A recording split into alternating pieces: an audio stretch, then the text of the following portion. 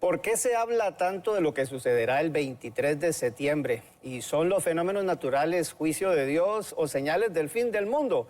Vamos a intentar contestar estas y otras preguntas hoy con el doctor Armando Alducin. Acompáñenos.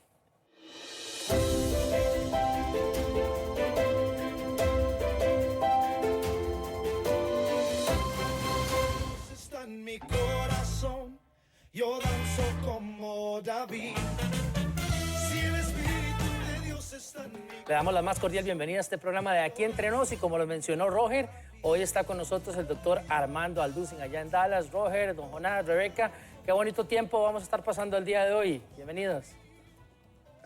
Así es, bueno, saludamos a todos y saludamos a don Armando también. Qué bueno, don Armando, tenerlo nuevamente en el programa. Qué Gracias bendición. por invitarnos, al contrario, muchas gracias a todos ustedes. Saludos allá en Costa Rica, a todos ustedes también. Gracias. Bueno, hay preguntas muy buenas, ¿verdad? Porque en este mes de septiembre se ha juntado ahí algo que están hablando mucho del día 23 de septiembre, etcétera, etcétera. Así es que, bueno, vamos a hacer preguntas. No sé si nos están viendo a través del Facebook Live hoy o no. No sé si No es estoy segura, siempre o a veces sí. Sí, nos están viendo. Así Así que es, bueno, saludamos a todos los que nos ven a través del Buenísimo. Facebook Live y pueden hacer ahí preguntas. Me gusta eso, el Facebook Live, porque después uno puede ver las personas y ver las caras de las personas y los países y un poquito más conocer la gente también que sigue el programa. Bueno, pero todo esto de las cosas que están pasando en la naturaleza, terremotos, los huracanes, don Armando, la gente se pregunta, ¿son esto juicio de Dios que está trayendo o tendrá algo que ver más bien con profecías que están cumpliéndose o por cumplirse, etcétera, etcétera? Sí, bueno, es muy importante. Bueno, en primer lugar, qué buena pregunta y creo que tenemos bastantes preguntas interesantes para contestar el día de hoy. Pero es muy interesante que en la Biblia asocia el pecado del ser humano con la naturaleza. Cuando Adán y Eva estaban en estado de perfección delante de Dios, pues no había veneno en los animales, no había huracanes, no había temblores, absolutamente todo era una quietud y una paz en el huerto de Edén y en el planeta de la Tierra. Pero es interesante que el momento en que el pecado entra, cambia la genética, o sea, el ADN sufre una alteración tanto en el ser humano como en los animales. Los animales se vuelven feroces, a la rosa le salen espinas y comienza un cambio en la misma naturaleza. Y en el capítulo 24 de Isaías, dice hace 2700 años el profeta en el versículo 3 en adelante, que la tierra está profetizando que algún día sería vaciada, saqueada, destruida e iba a enfermar. Y el versículo 5, haríamos muy bien en poner atención, porque aquí precisamente se nos revela qué es lo que está pasando actualmente y la razón por la cual parece que la naturaleza se nos ha echado encima, nos está agrediendo y el mundo parece que ya no nos aguanta. Dice el versículo 5 de Isaías 24, la tierra se contaminó bajo sus moradores porque traspasaron las leyes. Número 1. 2, falsearon el derecho. Y 3, quebrantaron el pacto sempiterno. Por esta causa, la maldición consumió la tierra. En otras palabras, pues Dios es un Dios que ha establecido leyes cósmicas en el universo, las leyes de la gravitación, las leyes del electromagnetismo, las leyes nucleares, la fuerza, y la poderosa y la débil. Y al mismo tiempo Dios ha establecido leyes morales. Y estas leyes morales tienen que ser respetadas.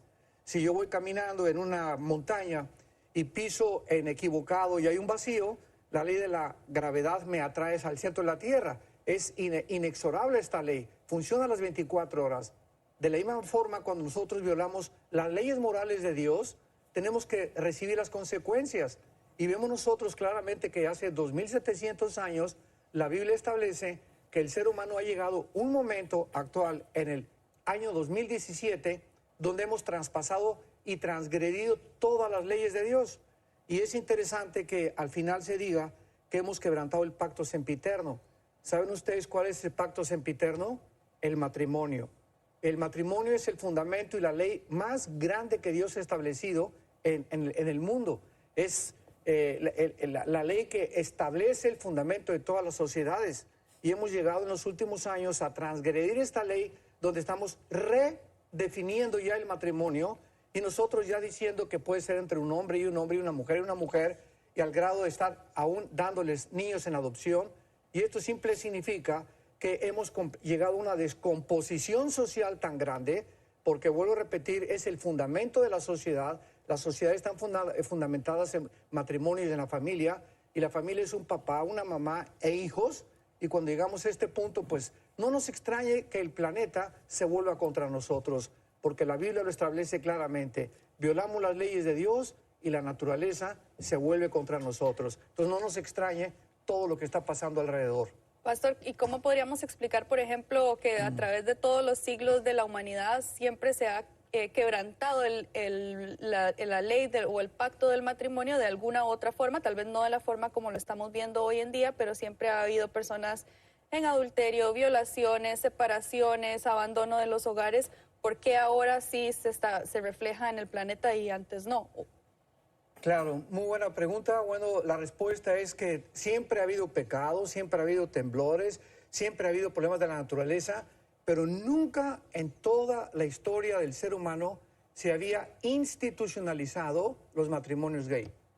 Entonces, ya en el momento en que las naciones, que son las que cubren, y Dios estableció los gobiernos para protegernos, ¿verdad?, guardarnos contra la agresión de otras naciones, o proteger a la nación y proteger a la familia, cuando los gobiernos comienzan ya a institucionalizar ya esta redefinición del matrimonio, es cuando nos damos cuenta que hemos llegado al final.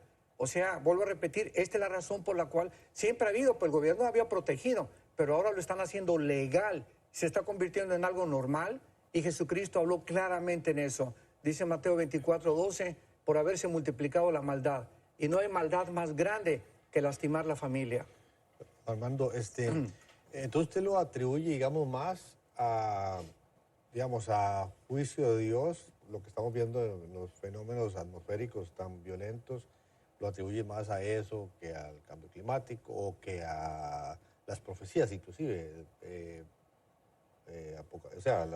todo lo que tiene que ver con los tiempos del fin, etcétera, etcétera. Claro.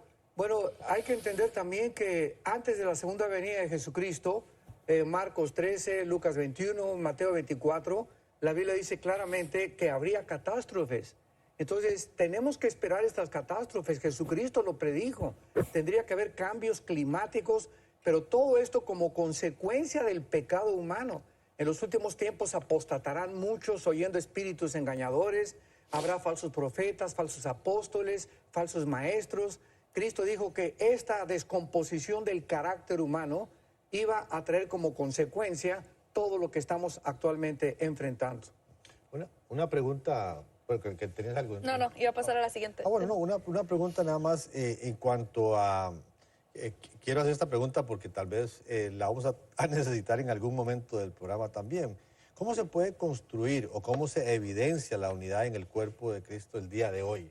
Creo que todas estas diferencias, digamos, hay gente que le ha oído a usted lo que acaba de... algo que es su posición, nada más en cuanto a los fenómenos atmosféricos, y usted da su respuesta. Eso a un sector o a unos cristianos, a otros cristianos, en cuanto a eso hay quizás 15, 18, 30, 50, 100 posiciones diferentes en cuanto a eso, y qué bárbaro, don Armando. Pero entonces, ¿cómo se puede construir o cómo se evidencia la unidad en el cuerpo de Cristo el día de hoy? Bueno, precisamente esta falta de amor que Jesucristo predijo que iba a azotar la humanidad, aumentaría la maldad. Dice en el libro de Efesios capítulo 4, versículo 5, siguiendo la verdad en amor. Crezcamos en todo aquel que es la cabeza, que es Cristo, de quien todo el cuerpo bien concertado y unido por las coyunturas, nos ayudamos mutuamente. ¿Qué ha pasado? ¿Por qué ese desmembramiento del cuerpo de Cristo? ¿Por qué tantas divisiones entre las mismas denominaciones?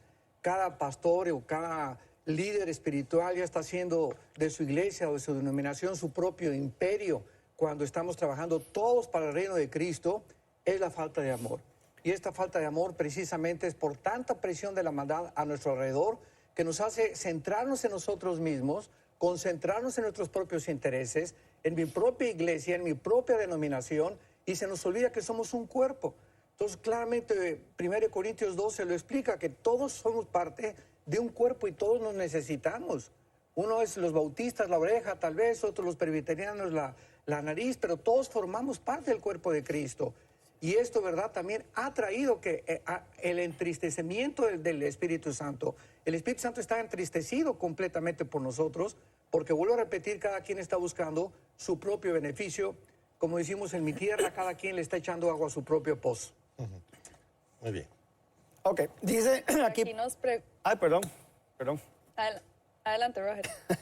Perdón, Rebe. No, aquí, bueno, Paola Sáez dice, en Ezequiel y Apocalipsis 9:4 se habla de señal, sello de Dios en la frente. ¿Qué quiere decir? ¿A qué se refiere? ¿Y por qué en la frente? Muchísimas gracias, doctor Alducin. Sí, en el capítulo 8 y 9 de Ezequiel encontramos una profecía donde Dios va a juzgar a Jerusalén, pero principalmente va a juzgar a los líderes de Jerusalén, porque acordémonos que en primera de Pedro 4 dice la Biblia que el juicio antes de que Dios juzgue al mundo va a comenzar con nosotros. Tenemos que recordar esto. Vienen juicios tremendos sobre el mundo, pero estamos también en un tiempo de purificación de la iglesia. Entonces, en Ezequiel 9, dice la Biblia que Dios le dijo a los ángeles que pasaran por la ciudad, versículo 4, y les pusieron una señal a los hombres que gimen, a los que estaban realmente preocupados, dolidos, entristecidos por los pecados que había dentro del pueblo de Dios. Y a estos son a los que Dios perdonó. Esta señal que la Biblia no menciona es la palabra hebrea con T de tío, A de Armando, B de Víctor, Tav. Y esta señal es interesante que en el hebreo es la palabra cruz, porque en el hebreo las mismas letras tienen un significado numérico también.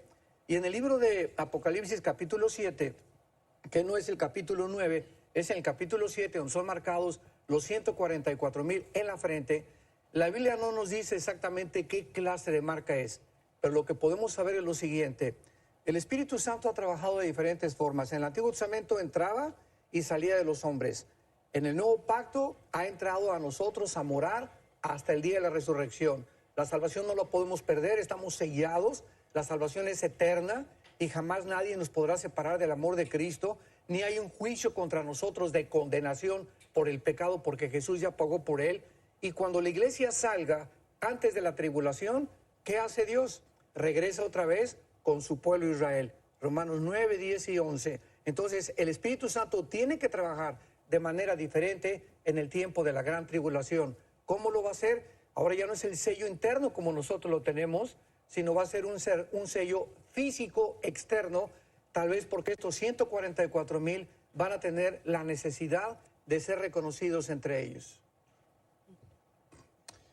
Bien, aquí nos está preguntando, dice, ¿dónde quedó el jardín del Edén después que Dios sacó a Adán y a Eva? Bueno, el jardín del Edén era el medio ambiente perfecto. Lástima que Juan Carlos no está aquí, porque él no puede decir, él estuvo ahí.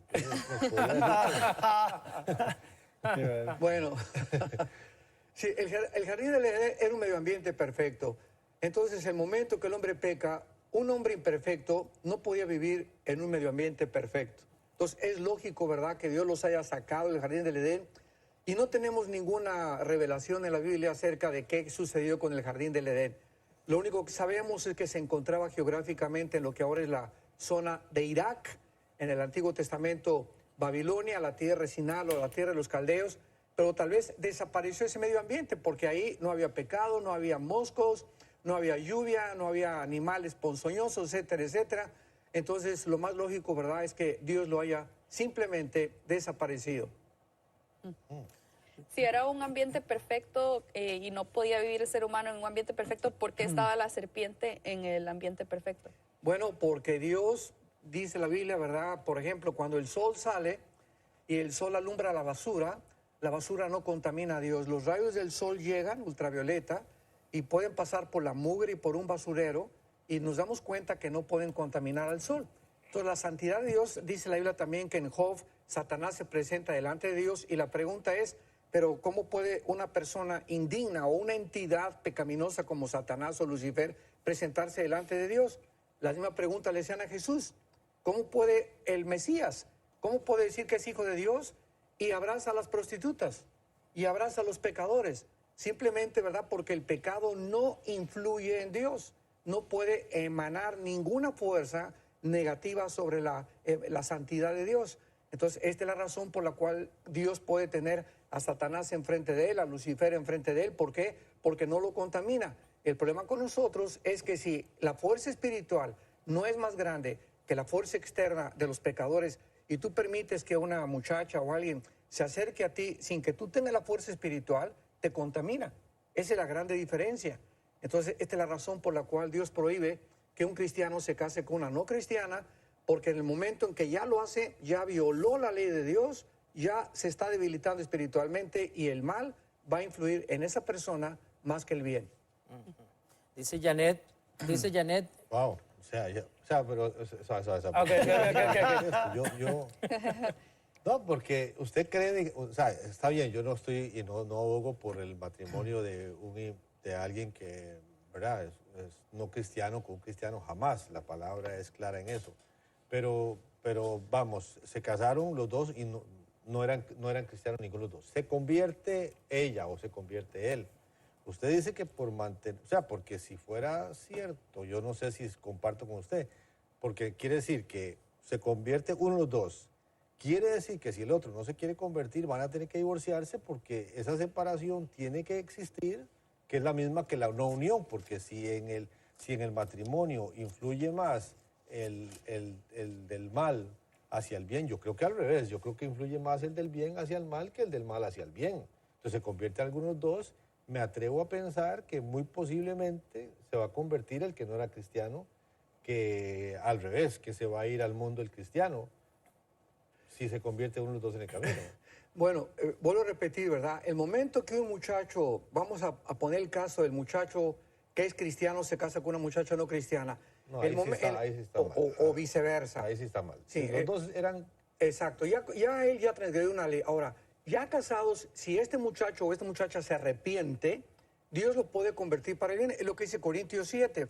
Dice, porque el marido incrédulo es santificado en la mujer. O sea, mientras ella se haya arrepentido de haberse casado con él y ella comience a seguir al Señor ya casado con un incrédulo, Dios puede comenzar a trabajar indudablemente con ese marido que es incrédulo, porque dice que si él no abandona el hogar, no se pueden divorciar. Ya estamos en lo mismo. Así es. Ok. Janet, pregunta a don Armando, ¿por qué se habla tanto de lo que sucederá el 23 de septiembre? ¿Cómo lo sustenta la Biblia?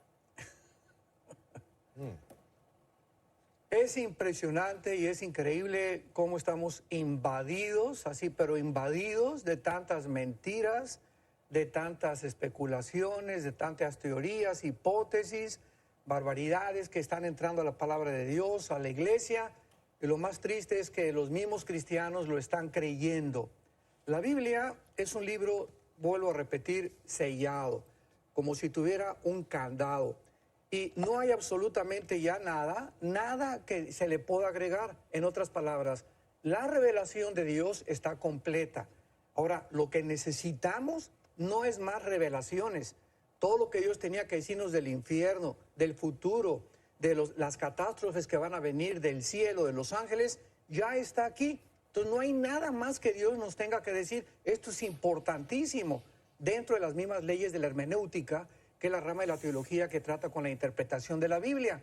Y cuando nosotros no entendemos eso, estamos aceptando pues que una profeta o este profeta nos dijo estas cosas. Bueno, vamos a la ley y al testimonio siempre. La Biblia es nuestra única guía, regla de conducta y de moral. Entonces necesitamos iluminación de lo que ya está revelado, pero no hay nuevas revelaciones. ¿Y qué dice la Biblia del futuro? Que todas estas señales de los eclipses, la luna convirtiéndose en sangre, todas son señales antes de la tribulación y antes de la segunda venida de Jesucristo. Ahora bien, si nos encontramos en un punto donde estamos cerca del arrebatamiento de Cristo, el arrebatamiento es inminente. No hay absolutamente ninguna señal para que podamos saber que el rapto está a la puerta. Puede ser ahorita saliendo este estudio, mañana, el año que entra, no hay día ni hora, nadie lo puede saber. Ahora, ¿por qué está manejando el 23 de septiembre? Porque la Biblia menciona 7 fiestas. Las 7 fiestas en Levítico 23 que Dios le dio a Israel. Y es interesante que estas fiestas no son de los judíos, son fiestas de Dios. Él está celebrando estas fiestas y se las está dando a su pueblo, o se las dio a su pueblo, para que ellos pudieran comenzar a discernir a través de las 7 fiestas su programa cronológico y descubrieran a Jesucristo. Porque Jesús se encuentra detrás de todo. Desde el capítulo 1 del Génesis hasta el Apocalipsis, Jesús es el espíritu de la profecía. Ahora bien, la primera fiesta fue la Pascua, la cumplió Cristo. Los panes sin levadura, los primeros frutos la cumplió Cristo. Y la cuarta fue, ¿verdad?, la muerte de Cristo en la cruz del Calvario con la venida del Espíritu Santo en Pentecostés. Estas 4 fiestas ya se cumplieron y todas tenían lugar en las primeras lluvias, que es marzo, abril más o menos, la primavera, el mes de Nisan. Faltan 3 fiestas. ¿Cuáles son? Rosh Hashanah, que es la palabra que encabeza el año nuevo de los judíos, y es la fiesta de las trompetas. La segunda es la expiación, que viene 40 días después del Lul, de los últimos días de julio para que entrar a septiembre, y faltan los tabernáculos, que vamos a celebrarla cuando Cristo venga. Ahora están todos relacionando de que las trompetas o Rosh Hashanah, como sucede entre el 20 y el 23 este año de septiembre, pues que va a suceder algo por la cuestión del eclipse y de los huracanes que están cayendo, pero la Biblia no nos menciona absolutamente nada. Y usar Apocalipsis 12 como lo están usando, de que apareció una gran señal, una mujer vestida del sol con la luna bajo sus pies, aquí lo dice claramente, era una señal para los judíos, por el amor de Dios, no para la iglesia. Aquí estamos hablando ya del tiempo de la tribulación, donde no está la iglesia. Y esta señal es la constitución o la institución del Estado de Israel en un día formado en 1948 como una señal a los judíos de que estamos acercándonos a la venida del Mesías.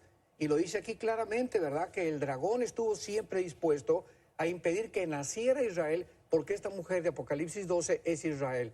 Entonces están sacando de su contexto, usando textos sin que tengan que relacionarlos con el libro de Daniel y con el libro de Ezequiel. Usar un texto de Apocalipsis sin conocer Daniel y Ezequiel es caer en barbaridades y en herejías. Entonces es increíble que se esté usando Apocalipsis 12 para relacionarlo ahora con el fin de semana del 21 al 23 de septiembre. Entonces, ¿qué está pasando? El diablo está sembrando pánico en el pueblo de Dios. O sea, usted no está haciendo planes para el 23. Para nada, yo voy a seguir durmiendo como duermo mis 8 horas diarias. Tranquilo, ¿verdad?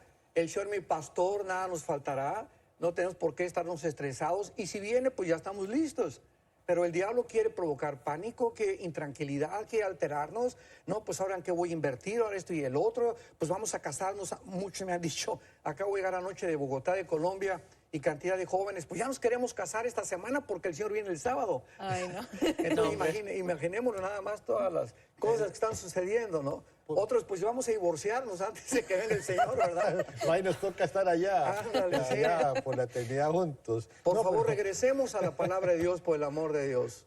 una pregunta ya hacia usted, don Armando. En caso de que usted fielmente creyera y digamos que estamos 99% seguros de que usted la está pegando, si usted creyera que es el 23, si usted creyera que el fin del mundo es el 23, don Armando, ¿qué haría de aquí al 23? Hoy estamos, ¿qué? A 19. 19, sí. 19 de septiembre, faltan 4 días. ¿Qué haría don Armando si usted, digamos que usted, usted sabe que nos vamos y ¿qué haría? Bueno, voy a Hoy, repetir. mañana, pasado. Sí, voy a repetir las palabras del gran evangelista D.L. Moody a principios del siglo XX, que le hicieron la misma pregunta. Y él contestó, seguiré haciendo todo lo que estoy haciendo, ¿verdad? Seguiré desayunando, comiendo, cenando. Desde luego, ¿verdad? Que si tuviéramos el último de seguridad, pues es que siempre debemos estar cerca del Señor y más en estos tiempos.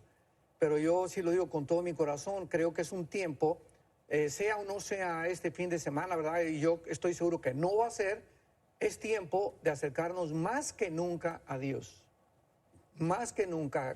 Examinar nuestros corazones y trabajar más, e invertir más en el reino de Dios. Sí, pero en lo práctico, don Armando, usted diría... En lo práctico, yo primero, bueno, me gustaría un último almuerzo con Jonás, porque nos pasamos discusiones muy bonitas y salí a almorzar otra vez. Ojalá esté yo en la agenda. No quiere verlo el último día. O sea, también dígale, con quien menos quiero almorzar. No, pero usted dice, no, un almuercito con Jonás para discutir, ¿verdad? discutir si será ahora, el sábado o no, me gustaría.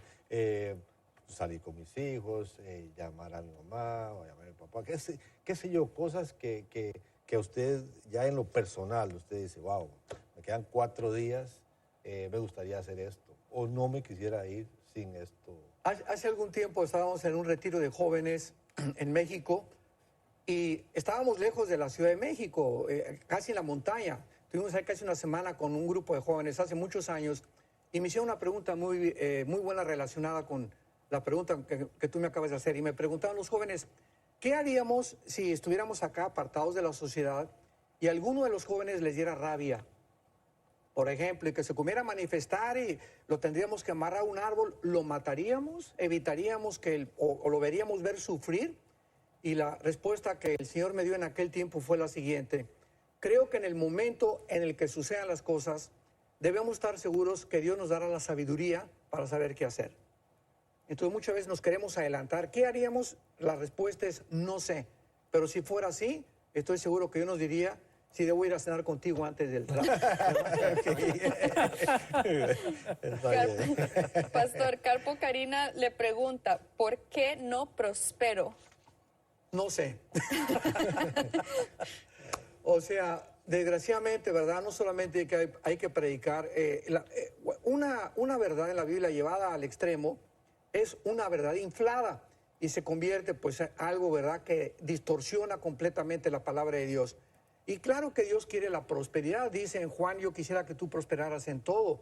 Dios le dice a Josué, si tú meditas día y noche en este libro de la ley, serás prosperado en todo. Entonces hay que predicar también las condiciones de la prosperidad.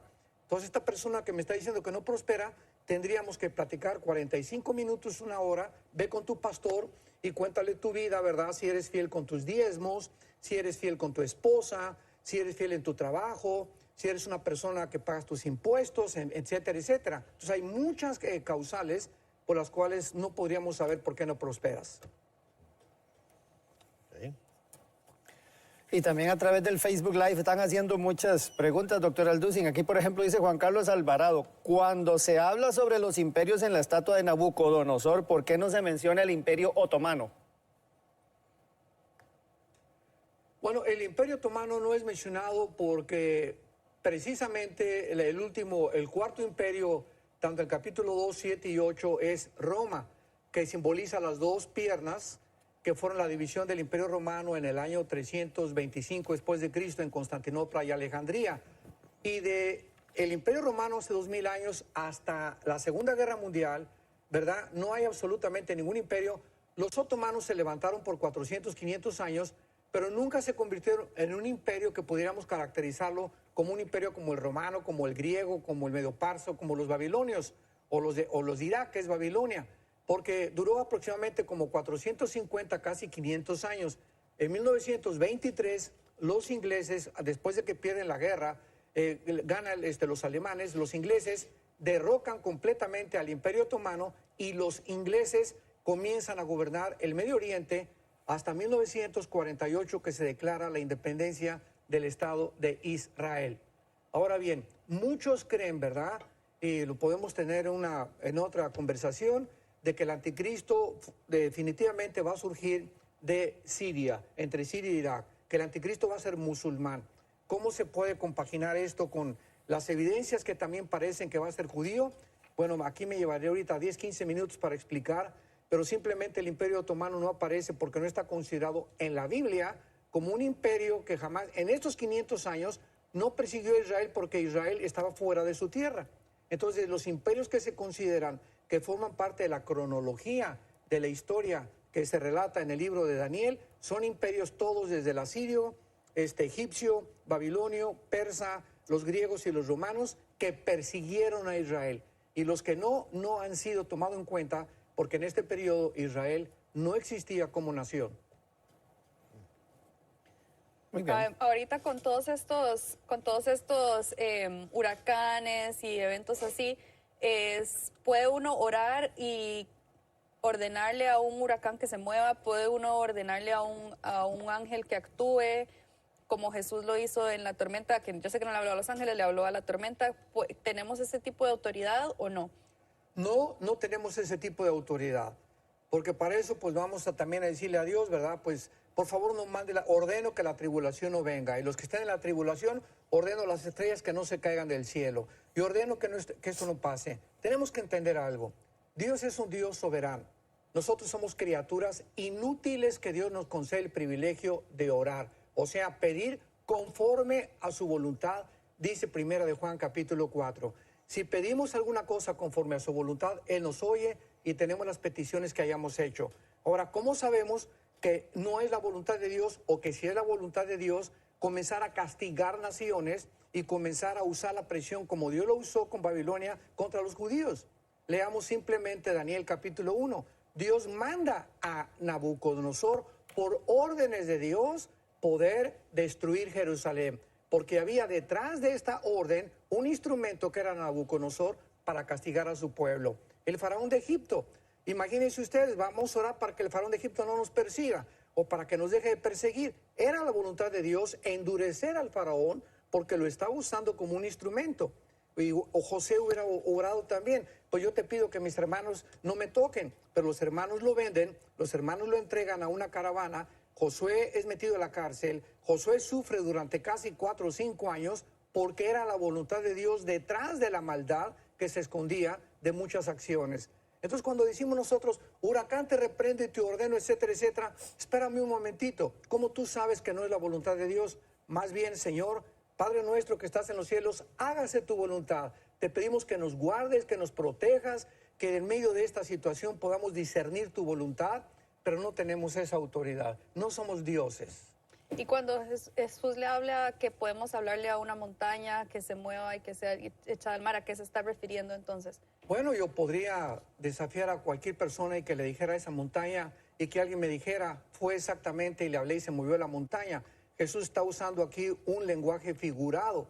En otras palabras, hablarle a nuestros problemas. Si fuera el problema como el tamaño de una montaña, decirle, ¿verdad? En el nombre de Jesucristo, te ordeno, ¿verdad? Que tú no puedes tocarme. Pero si un huracán viene hacia mí, ese es un problema para mí, ¿no? No es problema porque si te mueres es ganancia. Okay. O sea. Pero ahorita va para Puerto Rico, ¿verdad? María se acerca, creo que mañana por la tarde. Para los que hoy en la están, noche y mañana en la noche. Sí, se acerca a Puerto Rico. ¿Cuál debe ser la oración del cristiano que está en Puerto Rico o los que estamos fuera de Puerto Rico, con muchos amigos en Puerto Rico? ¿Cuál sería su oración? Bien. Si usted está en Puerto Rico. Exactamente. Es un poco más válida esta pregunta. Si yo me pongo ahorita y les enviamos un mensaje a todos nuestros hermanos puertorriqueños, si yo estuviera ahorita en Puerto Rico o cualquier huracán amenazara, aquí en Dallas hay muchos tornados, me juntaría con mi casa y le pediríamos, Señor, guárdanos de todo mal. No reprender el huracán, porque el huracán tiene un propósito detrás de la soberanía de Dios. Padre, guárdanos si es tu voluntad. Ahora, si quieres que ya con este huracán vayamos a casa, hágase tu voluntad. Entonces, pedirle a Dios, ¿verdad, Señor? Si es tu voluntad, guárdanos, protégenos. Y si no es tu voluntad, Señor, y quieres que nos vayamos con este huracán, pues para nosotros el morir es Cristo. Ahora, podemos y ganancia. pedir cualquier cosa en el nombre, ¿verdad? En el nombre del Señor. O sea, cualquier cosa podemos pedir. Entonces, no podría yo pedir que se debilite, que haga un chanfle para la izquierda o para la derecha, ¿verdad? Qué sé yo, ¿verdad? No podríamos... ¿Usted no cree que el cristiano pueda... Y también, ¿cuántas veces por la misericordia de Dios? Yo no sé si yo comparto con usted que es juicio de Dios, ¿verdad? O sea, porque casi que le escucho y está usted diciendo, estos son, al ser consecuencia del pecado, es juicio de Dios lo que está viniendo. Definitivamente. Porque yo no sé, yo comparto en absoluto lo que usted está diciendo, pero respeto mucho. Y es importante también saber esto, que aun cuando hablamos que son juicios de Dios, no significa que todos los que mueran estén juzgados por Dios. Tenemos que recordar que muchos inocentes y muchos cristianos, muchas veces, a través del juicio, ¿verdad? Nosotros tenemos que sufrir las consecuencias, sin que necesariamente sea directamente contra nosotros. Un terremoto, por ejemplo, ¿verdad? En Sodoma y Gomorra y en el diluvio, ¿quiénes eran los que Dios salvó? Los que eran los justos. Entonces, siempre debe ser nuestra oración. Yo no sé si es un juicio de Dios o no es un juicio de Dios, o hasta qué punto Dios le dio libertad a Satanás para poder dañar. A Job le dio permiso de destruir todas sus cosechas y todas sus propiedades con fuego, porque él tiene control de la energía, Satanás. Entonces tendríamos que discernir si es de Satanás o es de Dios. Si es de Satanás, Dios le dio permiso. ¿Por qué le dio permiso a Dios a Satanás? Siempre hay una razón sabia delante de Dios para permitir que Satanás destruya. Yo creo que el propósito, o sea, yo creo que el propósito y no estamos aquí para oír lo que yo pienso, y decir, ay, es Jonás, y digamos a don Armando, perdón, pero yo pienso que Dios en las leyes que usted está diciendo que él estableció leyes como los huracanes, súper necesarios para el mundo.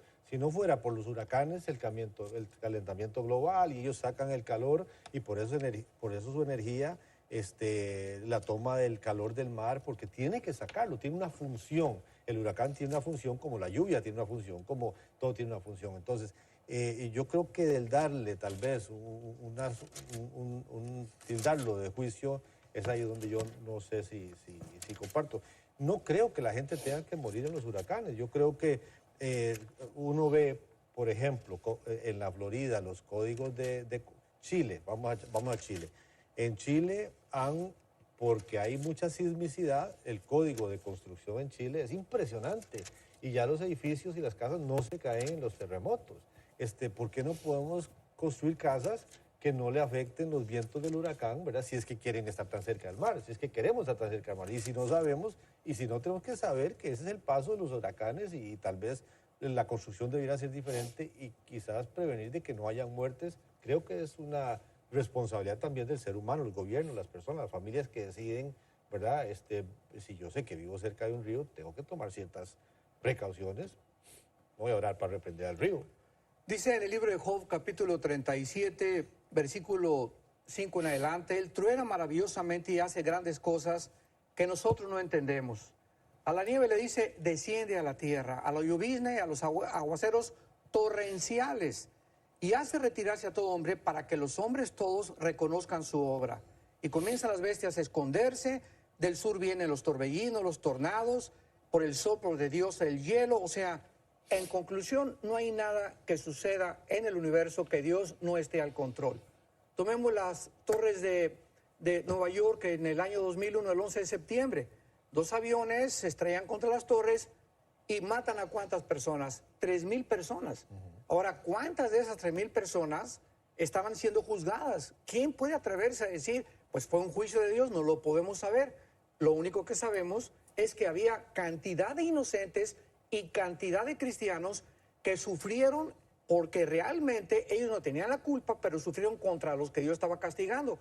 ¿A quién estaba Dios enjuiciando en el ataque de las Torres Gemelas? A la nación de Estados Unidos. Fue una señal que Dios envió al país donde se abría por primera vez la protección de Dios y el enemigo. Todo en el Antiguo Testamento vemos que cuando Salomón se enojaba, cuando David pecaba, le levantaba enemigos.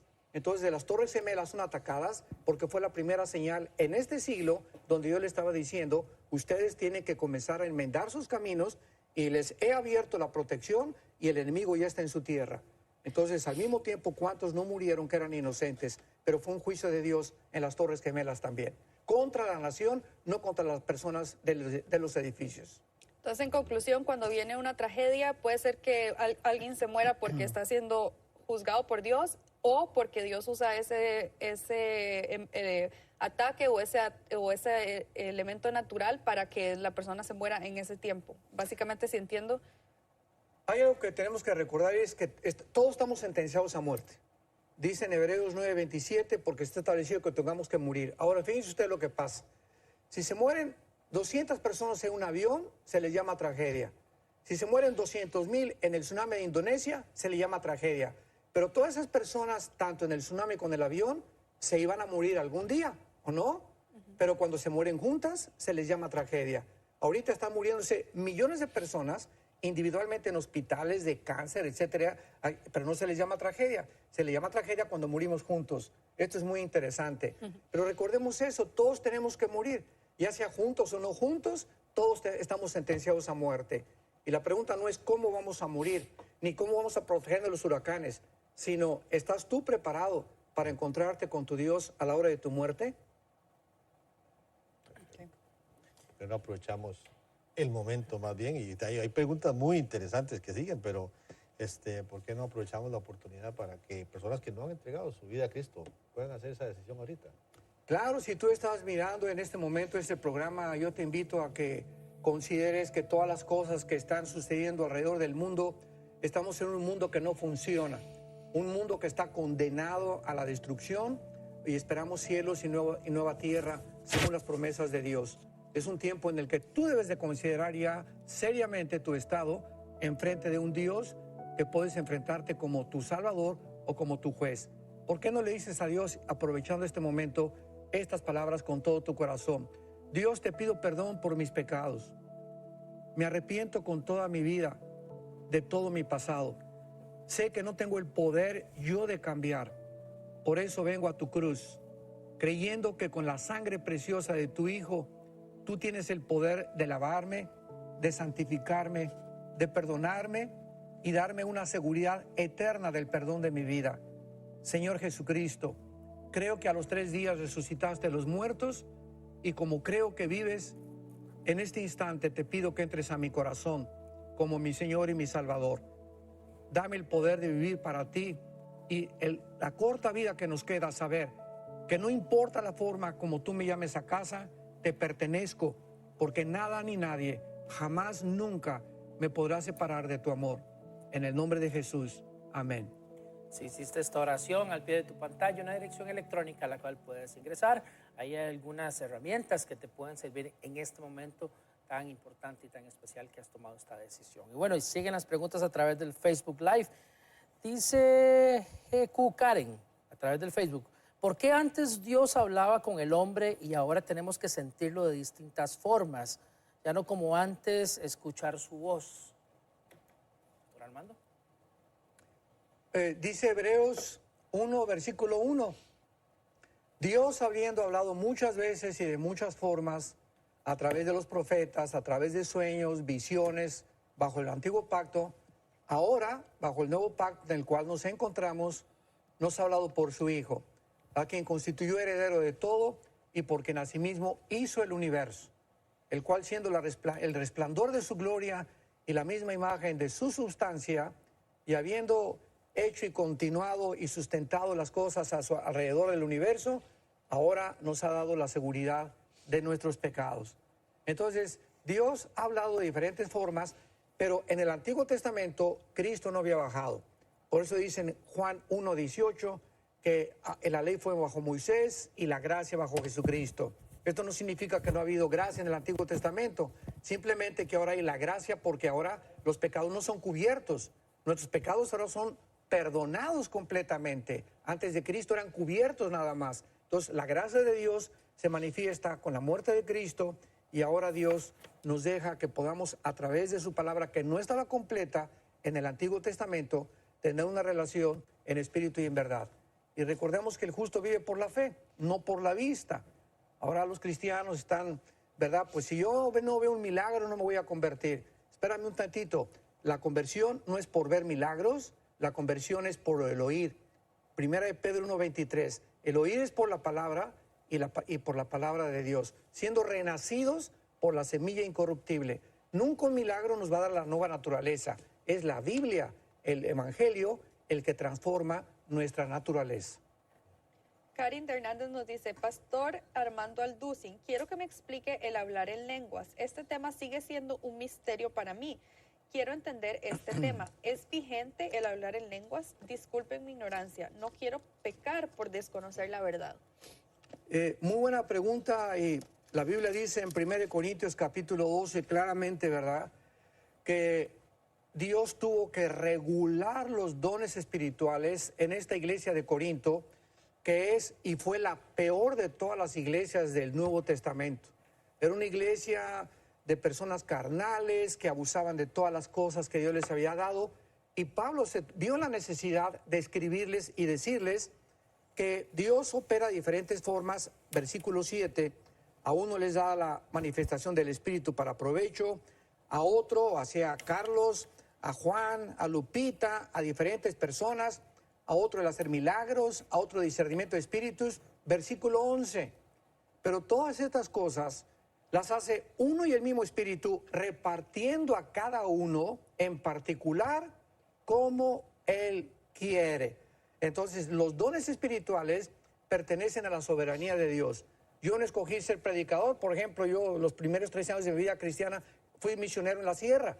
Estuve con los indígenas allá entre la sierra de Oaxaca y de Guerrero, durmiendo en el suelo, tapándome con periódicos, y yo creí que Dios me llamaba como misionero. Y más tarde después descubrí, ¿verdad?, que Dios quería que compartiera el evangelio públicamente. Entonces, uno no escoge los dones.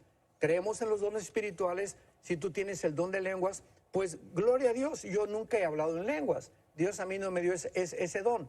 Ahora, llegar al grado de decir que si uno no habla en lenguas, no tiene al Espíritu Santo, eso ya es una herejía completamente.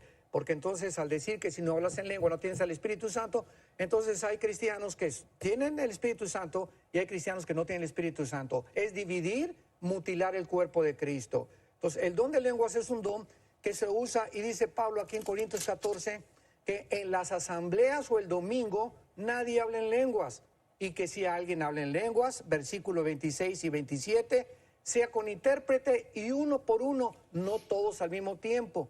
Ahora, si no estás el domingo en la iglesia y estás en tu casa y se juntan a hablar en lenguas, no hay ningún problema. Pero el problema está que si hablamos todos el domingo en iglesia y entran incrédulos, dice la Biblia, versículo 23, si hablan todos en lenguas, van a decir que están locos. ¿Por qué? Porque la gente del mundo entra a la iglesia y comienzan a hablar en lenguas y no saben qué está pasando. Entonces, hay que entender que no fueron dados para nuestra edificación, sino para edificación a los demás. Muchas preguntas ingresando a través del Facebook Live también. Dice Linda López, Pastor Alducin, ¿es usted judío? ¿Judío? Bueno, dice en Romanos capítulo 2 que no es judío el que desciende étnicamente de Israel, sino el que ha sido circuncidado en el corazón. Y cuando decimos, si eres judío, la pregunta es, ¿qué significa la palabra judío? ¿Qué significa hebreo y qué significa israelita? Muchas veces porque creen que yo traigo la estrella de David, creen que soy judío. Bueno, somos judíos en el sentido que la palabra judío viene de Yehudín, que significa alabanza. Entonces dicen Juan 4 que todo aquel que adora a Dios en espíritu y en verdad, ese verdaderamente es adorador. Entonces realmente en un sentido todos los cristianos somos adoradores porque adoramos a Dios en espíritu y en verdad. Hebreo es el que cruzó el río Jordán, y israelita es el que nació étnicamente en la tierra de Israel. Así que muchas veces cuando el cristiano trae el menorá o se lo cuelga aquí, no significa que seamos étnicamente judíos, sino simplemente que estamos unidos con ese pueblo que Dios escogió, del cual nació la iglesia, porque Cristo fue judío, los apóstoles fueron judíos, el primer año de la iglesia primitiva eran judíos, y por eso nosotros nos identificamos, porque Dios no ha terminado con Israel, y en Israel vamos a reinar con Él eternamente. Denis aquí nos pregunta, veo a algunos cristianos evangélicos con una cruz representativa en su cuello. ¿Es conveniente que un cristiano cargue con ello? Digo, no hay ningún problema que traiga la cruz mientras no traiga a Cristo, porque ya tenemos que recordar que la cruz está vacía. Entonces, si alguien quiere traer una cruz, yo no le veo ningún problema. Problema que la cruz no la traiga en su corazón. Sí, bueno. O sea, ¿a qué se refiere específicamente eso de no traer la cruz en el corazón, digamos? Que no sea cristiano, o sea, la cruz, ¿verdad? Vivimos una vida crucificada todos los días. Entonces, ¿de qué te sirve traer la cruz si realmente no has muerto con Cristo internamente? Claro. Sí. Por aquí hay otra pregunta. ¿Por ahí tiene alguna pregunta en Costa Rica? Sí, por aquí tenemos otra, dice Julio.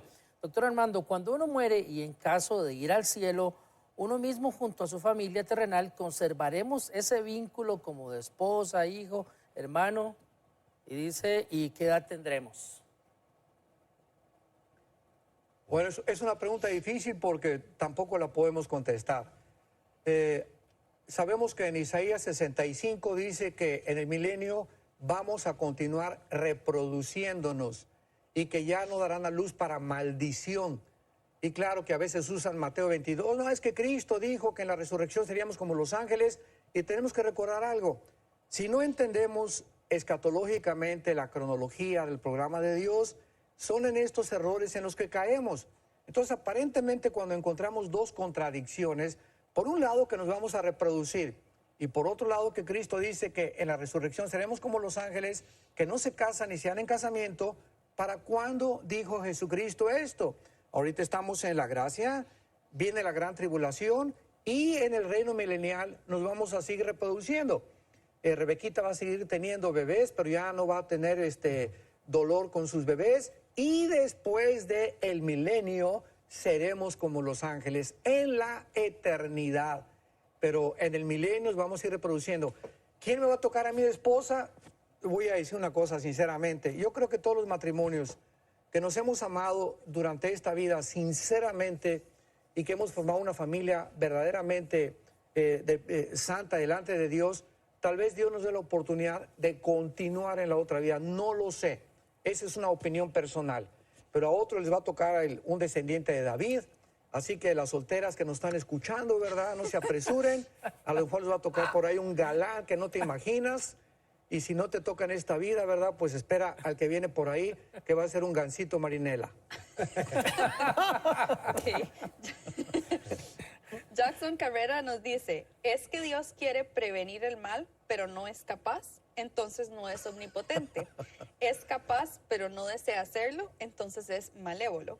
Sí, esta serie de filosofía y de postular estas cosas de esta manera, bueno, si Dios es tan fuerte para levantar una piedra y no puede levantarla, entonces no es tan fuerte como fuera. Tenemos que hacer una cosa, recordar una cosa, no es que Dios no sea capaz de terminar con el mal. Simplemente dice en 2 de Pedro capítulo 3 que Dios está esperando para que todos procedan al arrepentimiento. Una persona me hizo esa pregunta, iba saliendo yo de una conferencia y al subir el elevador se acercó y me dijo, oiga, dígame usted, ¿Dios es todopoderoso? Le dije, claro que sí. ¿Y Dios puede hacer lo que Él quiera? Amén, claro que sí. ¿Y por qué no acaba con el diablo y acaba con el mal?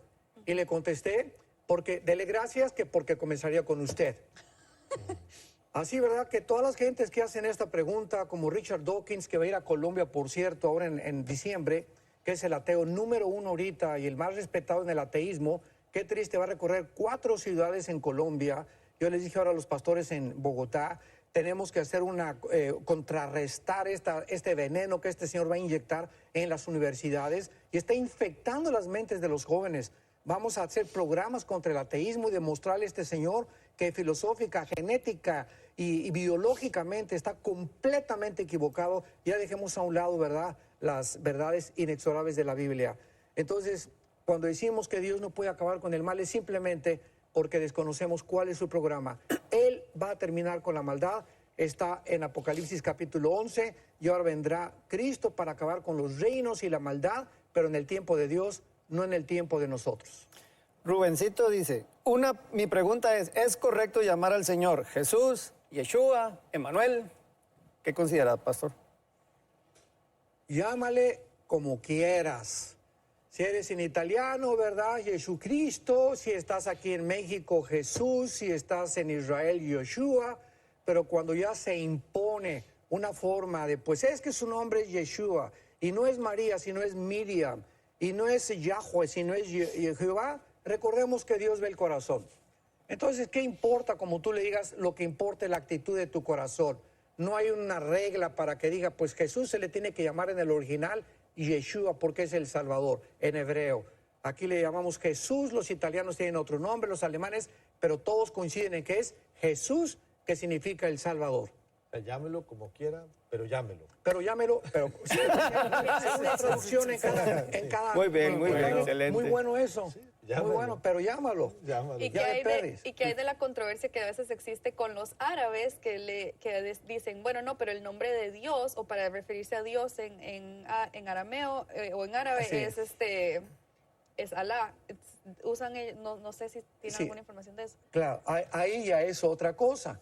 Ya no es Jesús, ¿verdad? Ahora dicen que pues Dios es, o sea que el Dios Jehová de Israel es el Alá de los árabes y de los musulmanes, es el Dios de los hindúes, el Dios los budistas en primer lugar son ateos porque los budistas no tienen Dios. Entonces esto es una barbaridad también. Dios es el Dios de Abraham, de Isaac y de Jacob. Es el Dios y Padre de Jesucristo. Por eso en Juan 17 Cristo vino a decir, para que te conozcan a ti, observemos lo que dice, al único Dios vivo y verdadero, y a Jesucristo a quien tú has enviado. Entonces nadie puede decir conozco a Dios sin antes conocer al Hijo, porque es el Hijo el que vino a revelar al Padre. Entonces, cualquiera que invoca el nombre de Dios sin antes haber tenido una relación con Cristo, no es el Dios de la Biblia. Entonces los judíos tampoco estarían es que eso diciéndole sería, a Dios. digamos, esta es la pregunta. O sea, yo entiendo que el Alá de los musulmanes es el Dios. De ellos. Sí, no, ok. Pero es el Dios, era el Dios de Ismael, nuestro Dios.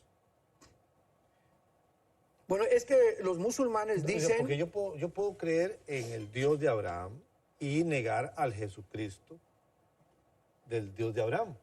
Yo puedo. No se puede. No, digamos, yo puedo creer, sí, claro. Los judíos lo hicieron, ¿no? hacen, los judíos.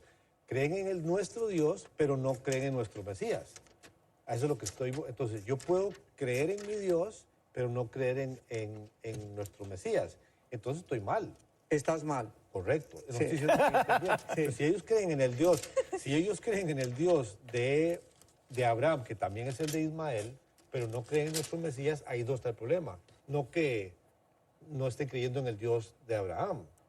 Sí, es que el Dios verdadero, Cristo lo vino a revelar. No, estamos... Es Sí. clarísimo. Sí. Dice en Juan 11, versículo 27, nadie conoce al Hijo sino al Padre, ni al Padre, o sea, al Dios verdadero, sino al Hijo y aquel a quien el Hijo lo quiera revelar. Entonces, si un judío dice, bueno, es que nuestro Dios es Yahweh, es un Yahweh distorsionado, es el de la Torá, que no le creen que se reveló en el Hijo. Si no creen en el Hijo, están adorando a un Dios en el cual no hay ninguna relación. Por eso el judío tiene que convertirse a Yeshua para que pueda aceptar por el Padre. Porque el que no recibe al Hijo está adorando a un Dios falso. Don Armando, usted va a estar por aquí en Dallas estos días, porque hay tantas preguntas. Sí. Y alguien está comentando, ¿será que nos puede acompañar? Aquí estamos ya para servirles con mucho gusto. Ok, bueno, entonces vamos a hablar después del programa para ver cuándo nos puede volver a acompañar. Ahorita tal vez nos tomamos un cafecito. Pensamos muy diferente, don Armando y yo, pero tenemos una excelente amistad. Viera, me manda chistes muy bonitos, me manda cosas que me edifican también. Hoy se van a ir a comer juntos. Hoy se van a ir a comer juntos. Sí. Antes del sábado, porque es el 23 de sábado. Así que gracias por permitirnos estar en su casa y bueno, son opiniones que tenemos cristianos, ¿verdad? Y gracias a Dios podemos pensar diferente y tener la verdad que es Jesucristo. Así es que nos vemos mañana, si Dios lo permite, en un programa de transición. Bendiciones.